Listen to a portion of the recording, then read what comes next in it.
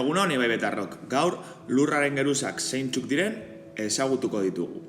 Horretarako jakin behar dugu lurra lau geruzez osaturik dagoela. Alde batetik atmosfera dugu, bestetik biosfera, gero hidrosfera eta azkenik geosfera. Goazen bakoitza zer den azaltzera.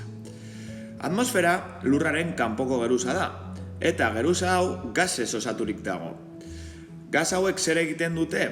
Alde batetik eguzkiaren erradiaziogatik babesten gaitu, baina baita ere espazioan dauden hainbat fenomenotaz babesten digu, adibidez meteoritoak edo kometak.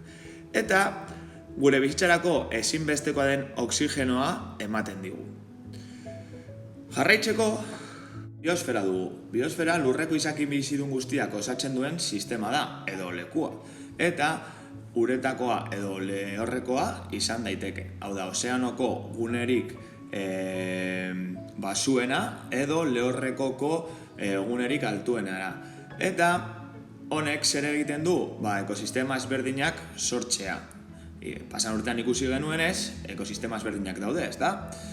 Egon daiteke basoak, sortzen dira basoak, oianak, sabanak, basamortuak edo tundrak.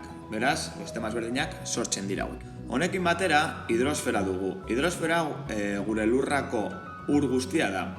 Eta izan daiteke lurrazaleko ura, lurpeko ura edo gure atmosferan dagoen ura. Eta egoera ezberdinetan egon daiteke. Likidoan, solidoan edo gaseosoan. Hidrosfera gure lur planetaren 70% hartzen du. Baina, bakarrik 6% ur gozoa da, beraz, edan dezakeguna. Beraz, ondo babestu behar dugu. Eta azkenik, geosfera dugu. Geosfera gure lurraren zati solidoa da. Eta lurraren barneko partetik lurrazale arte ailegatzen da.